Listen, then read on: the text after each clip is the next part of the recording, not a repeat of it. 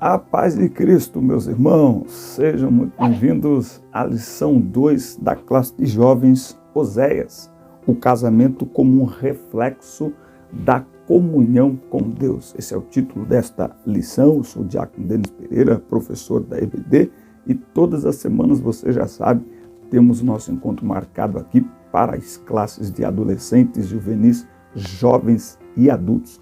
Por isso, não se esqueça de se inscrever no canal, ativar o sino de notificações, isso é muito importante. Deixar o seu comentário, falar para nós de onde você nos assiste, falar para nós aqui nos comentários qual o impacto do nosso material para a preparação de suas aulas. Dê like no vídeo, tá certo? Compartilhe o link com seus amigos, com seus alunos, com outros professores. Fazendo isso, essa interatividade, se inscrevendo, curtindo, compartilhando, comentando, faz o YouTube divulgar o nosso canal para muito mais pessoas, porque ele entende que esse canal é relevante. Se não há interatividade de quem assiste, então para que divulgar? Então, divulgue. Há uma maneira de você patrocinar o nosso canal e o nosso trabalho e ajudar o reino de Cristo a avançar na terra por meio do ensino da palavra de Deus. Vamos para a nossa aula, vamos para a lição 2, vamos lá.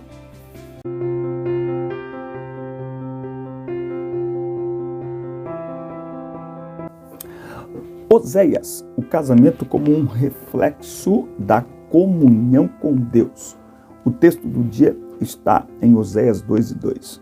Contendei com vossa mãe, contendei, porque ela é minha mulher e eu não sou seu marido. Oséias recebeu a missão de profetizar para Israel, um povo ingrato e obstinado. Na consecução deste propósito, vivenciou um drama particular ao ser traído por sua mulher. Nós vamos tratar desse assunto e desse tema nesta aula. Quero lembrar aos irmãos que aqui na descrição dos vídeos tem todas as minhas redes sociais e tem também um link para você me chamar no WhatsApp e eu lhe incluir em grupos de professores da escola dominical. Também tem um link para você baixar o material de apoio à aula em PDF para você usar no seu smartphone e encaminhar para os seus alunos. E nós estamos lançando o curso Professor Digital. Na verdade, nós estamos construindo o curso para lançar Professor Digital, usando o smartphone e as redes sociais para dinamizar a escola dominical. Portanto, fique atento, fique ligado, porque tem coisa boa chegando aí para abençoar o seu ministério, para abençoar aí o seu ofício de ensinar a palavra de Deus. Afinal de contas, se é ensinar, que haja dedicação ao ensino. E as redes sociais são hoje a maior ferramenta de comunicação e transmissão da palavra de Deus, tudo na palma da sua mão, no seu smartphone, sem precisar comprar nenhum equipamento. E eu conto com vocês, eu espero vocês e espero ajudar vocês através deste conteúdo também. Muito bem, Oséias inaugura a sessão dos profetas menores. Nós já dissemos em outras aulas que são profetas menores, não porque o seu ministério é pequeno, mas essa é uma classificação didática que tem mais a ver com a quantidade de escritos do que necessariamente com o ministério em si, né? Muito bom o tema da lição, profetas menores, né? Grandes mensagens em pequenos textos. Muito bem. Como Isaías, ele teve filhos que serviram como sinal para a sua geração. Como Jeremias foi um homem quebrantado. Ele é considerado aí o Jeremias do norte, né? Eles empregaram analogias do casamento para falar da relação de Deus com Israel e usaram a linguagem metafórica do divórcio para expressar a tristeza de Deus em executar o juízo. Então, o relacionamento, né? A palavra relacionamento tem a ver exatamente com esta união, com esta comunhão, não é? Então, se o relacionamento vai bem, se está tudo bem, ok. Se não está, você tem uma quebra de comunhão, você tem aí uma quebra de relacionamento, e nada melhor, nenhum símbolo melhor do que o casamento para demonstrar isso nesta linguagem, para que o povo de Deus possa aprender como se relacionar com Deus. Tópico 1. A vida de Oséias. Oséias significa salvação. Jerônimo, um dos pais da igreja, interpretava como salvador, outros no imperativo salva, não é? Enfim, para promovermos o plano de salvação, primeiro é preciso predisposição para conhecê-lo, tá? Primeiro. e compartilhá-lo com persistência, penhor e amor. Ele ficou conhecido como profeta da graça. O seu nome vem da forma hebraica Oséia, que tem a ver aí a mesma raiz com Jesus e Josué. Agora, Oséias nos ensina que enquanto a apostasia provoca o juízo, a restauração é resultado direto do imensurável amor de Deus por nós. Então, a apostasia, o afastamento, o esfriamento de Deus, o esfriamento da nossa fé, nos afasta de Deus, ou nós nos afastamos de Deus por nos esfriarmos na fé, por apostatarmos da fé, por deixar a incredulidade tomar conta do nosso coração. Mas a restauração é um ato da graça, é um ato do amor de Deus, que está sempre à disposição para nos amar, para nos abraçar e para nos restaurar. Nós precisamos entender que quando Deus nos corrige, Ele nos ama. Nós precisamos entender que, por mais longe que se vá de Deus, nada vai mudar aquilo que Ele tem por nós, não aquilo que Ele sente. Porque Deus não sente amor por nós. Ele nos ama porque Ele é amor. E não há distância alguma que seja capaz de mudar isso. Aliás, isso deve ser irritante. Eu costumo dizer que isso é irritante para aquelas pessoas que querem se afastar de Deus. Porque quanto mais longe você vai dele, mais alto fica o grito. Eu te amo, eu te amo, eu te amo. A origem dele, provavelmente, ele fosse natural de Bet-Semes e pertencesse à tribo de Sacar. Ao referir-se ao rei de Israel, utilizou o pronome nosso rei, e aí ele cita aqui questões muito próprias de alguém que era ali daquela região. Foi provavelmente um padeiro, visto que ele escreve o ato de sovar a massa de uma maneira muito prática, de alguém que tinha conhecimento, não é? Ele era um simples mercador que, enquanto vendia, enquanto comercializava ali os seus produtos, ele aproveitava para exortar a sua geração, não é? Ele fazia a obra de Deus enquanto ele trabalhava, não é? Nós precisamos aprender que a nossa profissão, ela deve ser para a glória de Deus. Eu costumei fazer uma oração todos os dias antes de iniciar o meu dia de trabalho e pedir a Deus que o meu trabalho glorifique o teu nome, me ajude a glorificar o teu nome através do meu trabalho. Então, Oséias, ele, pelo que a história indica, pela forma como o texto está escrito, nos dá a ideia de que ele profetizava enquanto realizava ali o seu trabalho, não é, material. Ele tem aí um drama pessoal. Esse livro é dividido em duas partes. Os capítulos 1 a 3 descrevem sua vida conjugal, ao comparar sua crise conjugal com a infidelidade de Israel. E dos capítulos 4 ao 14 apresentam profecias poéticas entregues em um longo intervalo do tempo.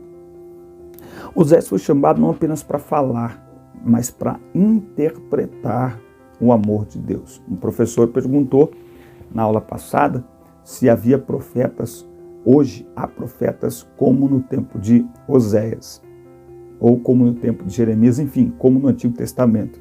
Eu pergunto, será que há? Dá uma olhada. Será que há alguém que teria a capacidade e a humildade de fazer isso?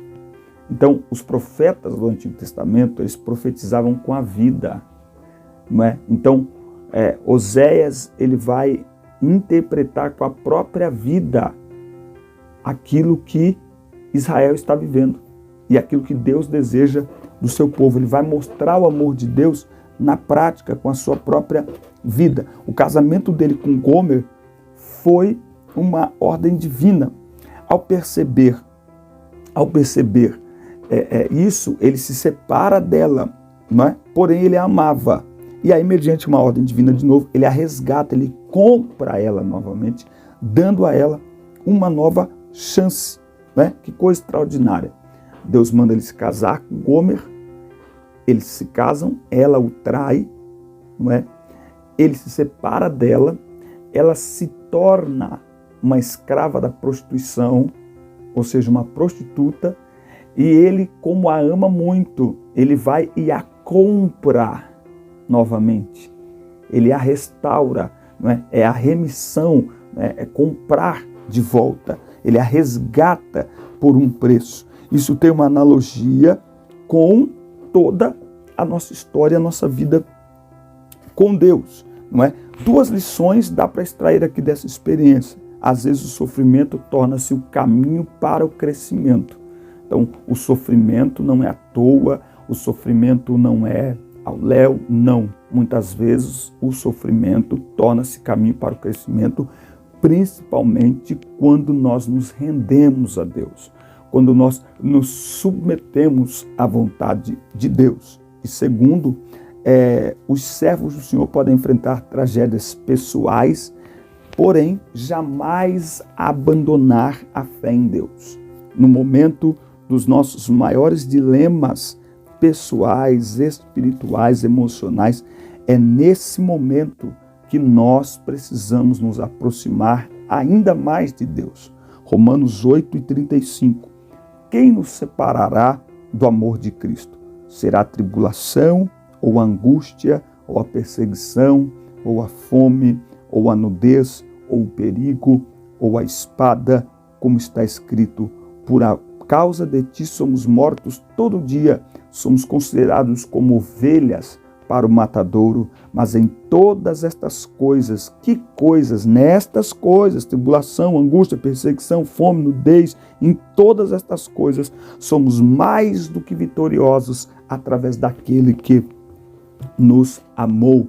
Então a conclusão desse primeiro tópico é: não abandone Jesus por nada, que em meio ao sofrimento, em meio à luta, em meio aos dilemas e até mesmo aos questionamentos, você se aproxime ainda mais de Deus, você se fortaleça no Senhor e na força do seu poder. Você corra para Deus e não corra de Deus. Tópico 2, o contexto histórico aqui. Quando é que ele profetizou? Ele profetizou nos dias de Uzias, Jotão, Acais, Ezequias, reis de Judá, e nos dias de Jeroboão, rei de Israel. Jeroboão foi o rei do reino do norte, não é? Nós estamos vendo isso na lição de adultos. Foi um período de instabilidade política e declínio moral que culminou com a destruição do reino do norte pela Síria. Tá? Então guarda bem isso, instabilidade política. Então tem muito a ver com o momento que nós estamos vivendo no Brasil e no mundo. Nós vivemos um tempo de instabilidade política, crise moral, crise religiosa. É nesse tempo que Oséias é chamado a profetizar. Ele tem aí um tempo de aproximadamente 90 anos, parece algo muito extravagante, enfim, exagerado, mas enfim, foi muitas décadas dedicadas ao ministério profético, ao profetismo. Então, novamente, profeta menor, porque a sua quantidade de escritos não é tão grande como Isaías, por exemplo, tem 66 capítulos, mas olha o tempo que ele profetizou, aproximadamente 90 anos profetizando. Nós precisamos aprender uma grande lição aqui, a palavra que o Senhor coloca no nosso coração. Quantas vezes você fala ela uma vez, e aí ninguém dá ouvidos, para de falar. São 90 anos profetizando, são 90 anos chamando o povo ao arrependimento sem jamais esmorecer, tá certo? Enfim, e por conta disso e pela dureza do coração do povo, ele não apenas profetizou, como ele viu o povo perecer, ele viu o povo ser destruído, o reino do norte ser destruído, ele foi testemunha disso, como cumprimento de suas profecias. Então ele não só profetizou, como ele viu suas profecias se cumprirem, e porque o povo não se arrependeu, com certeza ele presenciou isso com muita tristeza. Naquela época Israel desfrutava de um surto de prosperidade como resultado da grande expansão de terras, não é? Então Israel crescia de uma maneira muito grande, não é? E C.S. Lewis já dizia que a prosperidade é o clima propício para as campanhas do diabo. A prosperidade deixa as pessoas insensíveis às realidades espirituais, gananciosas, não é? Os cultos e os sacrifícios continuavam, mas não eram oferecidos ao Senhor. Eles chegavam ao cúmulo de atribuir grandes colheitas a Baal. Eles foram seduzidos pela idolatria e abandonaram o Deus de Israel. Então, a idolatria que foi fomentada por Jeroboão quando construiu os bezerros de ouro em Dan e em Betel para evitar que o povo fosse ao templo de Salomão em Judá, Isso fez crescer a idolatria. Então nem sempre isso aliás sequer pode ser chamado de prosperidade. Olha só que coisa. Por isso que nós precisamos aprender a servir a Deus em todo o tempo. Por quê? Porque Deus é bom em todo o tempo. Todo o tempo Deus é bom em todo o tempo. No tempo da escassez e principalmente no tempo da bonança. Acontece que no tempo da bonança, a bonança traz conforto. E o conforto faz com que a gente evite as coisas espirituais, abandone as coisas espirituais. O conforto faz a gente relaxar das coisas de Deus, das coisas espirituais. E é aí que nós cedemos espaço para a frieza espiritual e para a idolatria, para a acomodação espiritual. Eu costumo dizer que hoje o que tem nos afastado de Deus não é o pecado em si. Sabe aquilo que você sabe que é pecado? Não matarás, não furtarás, não adulterarás, não, enfim, sabe? Sabe o que tem nos afastado de Deus hoje, o que tem afastado esta geração? Isso não se destina apenas aos homens, aos adolescentes. É todos. São as distrações. Nós estamos tão confortáveis hoje, resolvendo tudo no nosso smartphone, não é? Tela de LED, internet à vontade, uma casa confortável, por mais simples que seja. Nós estamos tão confortáveis que a gente não percebe que vamos nos afastando de Deus. Falta oração. Quando a oração falta fervor, falta amor à palavra de Deus, amor à palavra de Deus. O que é isso? É nós estamos nos deixando seduzir, que Deus nos desperte, ainda é tempo de se despertar, ainda dá tempo. Na época de Oséias, os sacerdotes tinham perdido a paixão pela piedade. Né? O que é piedade? É servir a Deus de verdade. Né? Tem muitas definições aí para piedade, mas numa tradução livre aqui, é servir a Deus de verdade. É servir a Deus de verdade. Olha o que diz Oséias 4:6. O meu povo, é o povo de Deus, hein? Foi destruído por falta de conhecimento. Olha que coisa. Porque tu rejeitaste o conhecimento, também eu te rejeitarei, para que tu não sejas sacerdote diante de mim. Visto que te esquecestes da lei do teu Deus, também eu me esquecerei dos teus filhos. Como eles se multiplicaram, assim pecaram contra mim. Portanto, eu mudarei a sua glória em vergonha. Eles se alimentam dos pecados do meu povo e colocam em seu coração a iniquidade. O meu povo peca por falta de conhecimento. Olha o que Jesus disse aqui.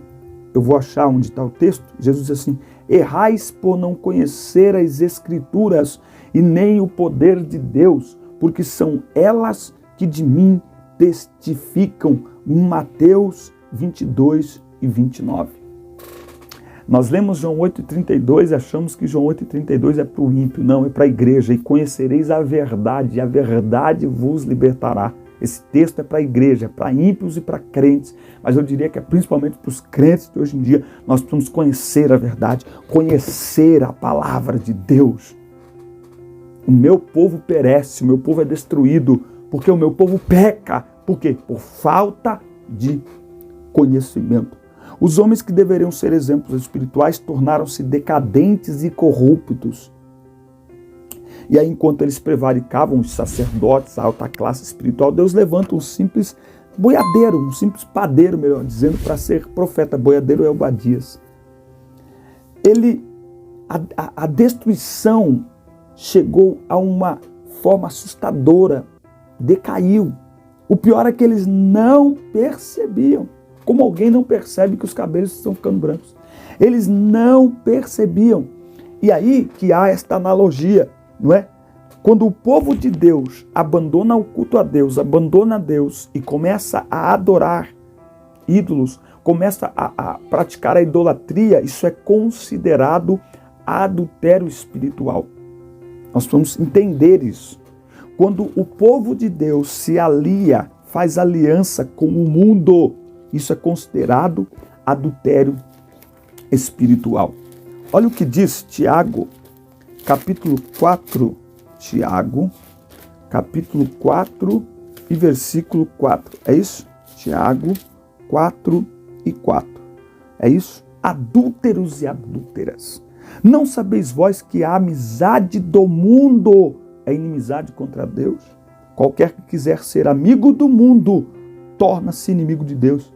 Pensais vós que a Escritura diz em vão, o Espírito que em nós habita tem ciúmes? Claro que não, isso aqui é uma pergunta retórica. O Espírito Santo tem ciúmes. Por quê? Porque nós somos povo de Deus. Esta linguagem toda é linguagem de relacionamento. É um adultério espiritual. Quando nós prestamos culto aos ídolos, culto ao mundo, fazemos aliança com o mundo, com as coisas do mundo. Não é? E é nesse tempo desse povo que enfim, né? Não queria ouvir a voz de Deus, é nesse tempo que ele é chamado para profetizar. Não é? Estamos nós preparados para seguir os passos de Oséias? Né?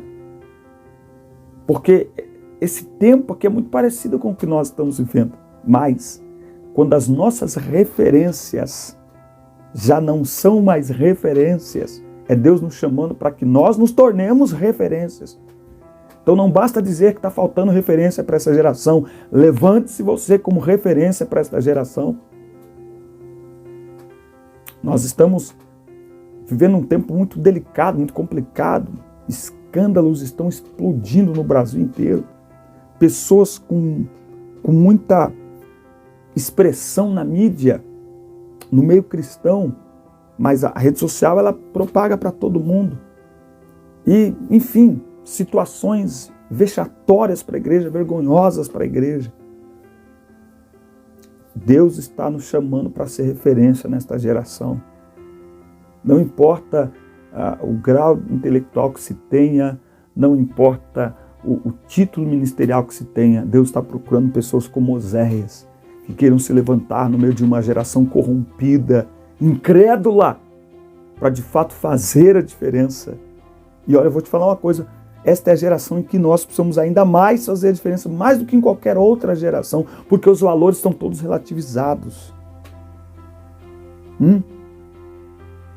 Será que estamos dispostos? Que Deus nos ajude. Terceiro tópico aqui, o casamento como reflexo da comunhão com Deus. A metáfora do casamento. Oséias, por meio de sua própria experiência, exortou Israel sobre o perigo da infidelidade a Deus. Nós lemos aqui Tiago 4,4. Adúlteros e adúlteras. A metáfora do casamento foi utilizada para demonstrar o fascinante amor de Deus, mesmo em um contexto de decadência moral. E aqui tem a figura também do divórcio. O divórcio provoca tristeza. O divórcio sempre deixa marcas amargas, não é? Agora, o pecado estava generalizado em Israel. Os jovens se prostituíam, as mulheres casadas adulteravam. Os homens não podiam reivindicar juízo sobre elas porque eles também se deitavam com meretrizes. Olha isso, o culto ao Senhor tinha sido descaracterizado. Meu Deus! O culto ao Senhor tinha se descaracterizado. Culto é culto ao Senhor. Eu tenho um texto que eu escrevi, preciso postar ele sobre culto. Você não vai saber cultuar se você não sabe a quem você está cultuando. Então, tem muito culto descaracterizado. Ele é culto a qualquer coisa, menos ao Senhor. O culto só é ao Senhor quando Ele é o centro do culto, o centro da adoração, o centro do louvor, o centro da pregação. Nós precisamos resgatar o culto ao Senhor. Mas eles não tinham qualquer moral, vamos dizer assim, para falar alguma coisa, porque tinha se generalizado o pecado, a iniquidade. Né? E aí o Senhor estava cansado de uma adoração superficial e falsa. Essas linguagens, é muito linda essas linguagens, né? É para a gente poder entender isso. Porquanto eu desejei a misericórdia e não o sacrifício, o conhecimento de Deus mais do que ofertas queimadas. Então, não adianta eu prestar um culto sem conhecer o Deus que eu estou cultuando. Porque muitas vezes eu estou oferecendo um culto que não agrada a Deus. Então, não basta só oferecer o culto. Eu preciso conhecer a quem eu estou cultuando para saber do que ele se agrada. Romanos 12:2, apresenteis o vosso corpo como sacrifício vivo. Não é só como sacrifício, é como sacrifício vivo. Em culto racional, é culto com intelecto. Meu Deus do céu. O Senhor está dizendo, eu prefiro que vocês me conheçam do que ofereçam sacrifício. Por quê? Porque o sacrifício de vocês é vazio.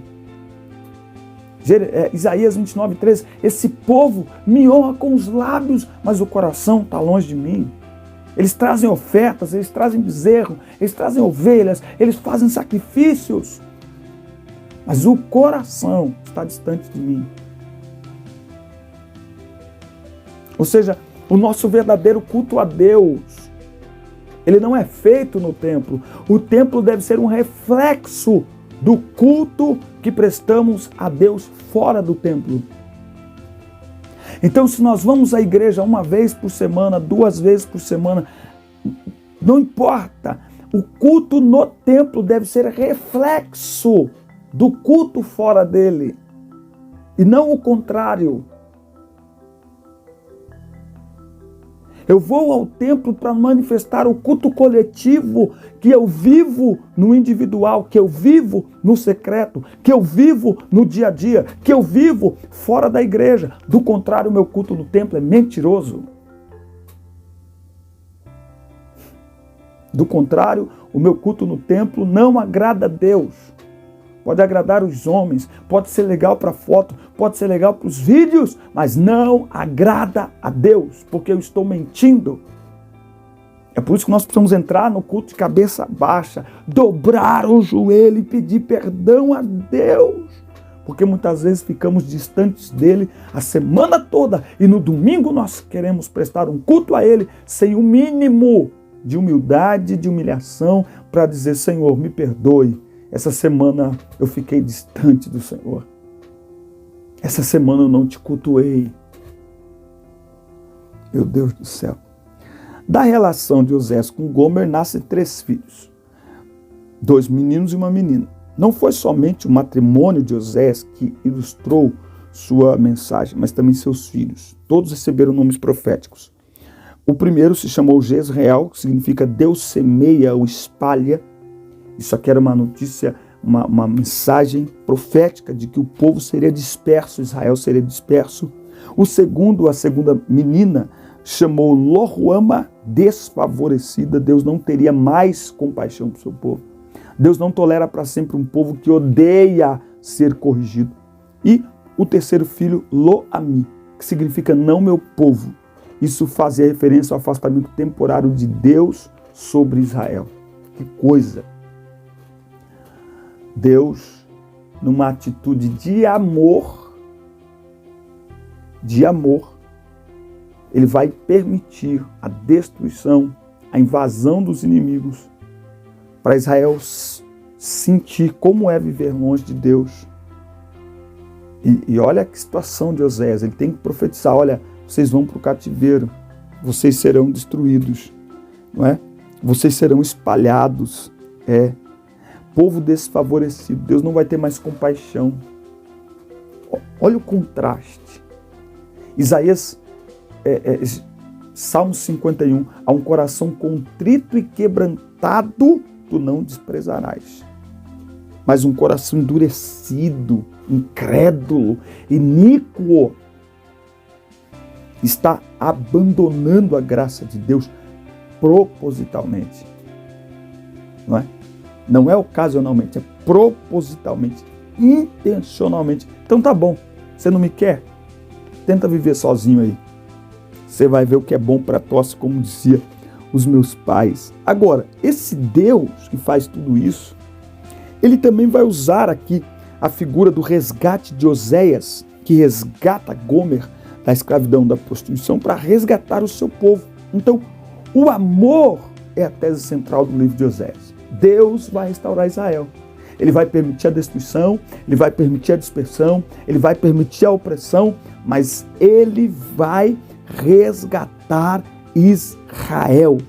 Ele está procurando, por meio de tudo isso, falar ao coração de seu povo. Mesmo em meio à sua ira, ele está usando de misericórdia, ele está usando de compaixão, ele está dizendo: eu irei livrá-los, eu vou permitir, pela dureza do vosso coração, que o mal venha sobre vós, que tudo isso vos aconteça, mas eu irei transformá-los, eu irei mudá-los, mais do que perdoar, eu irei transformá-los. Então o amor de Deus está envolvido em tudo isso. Deus fica feliz em corrigir? Claro que não, mas ele corrige com uma atitude de amor, porque muitas vezes a correção é a última, é a única ferramenta capaz de nos despertar, de nos acordar e de nos colocar de volta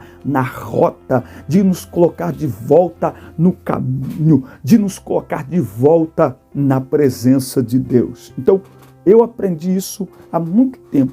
A correção de Deus é um ato de amor. Quando Deus nos corrige, quando Deus nos aperta, quando Deus nos trata, Ele está numa atitude de amor, nos chamando de volta, nos atraindo para Ele, para acertar, para consertar, para nos transformar, para que a gente possa seguir na direção dEle, do coração dEle e da graça dEle, e para que a gente não se perca completamente. Deus poderia simplesmente abandonar o seu povo, mas não. Ele vai usar da ferramenta da correção, ele vai usar da ferramenta do aperto exatamente para tratar, exatamente para atrair, exatamente para consertar aquilo que precisa ser consertado. Que nós possamos aprender isso e perceber que há alguns desertos que é Deus procurando nos despertar espiritualmente.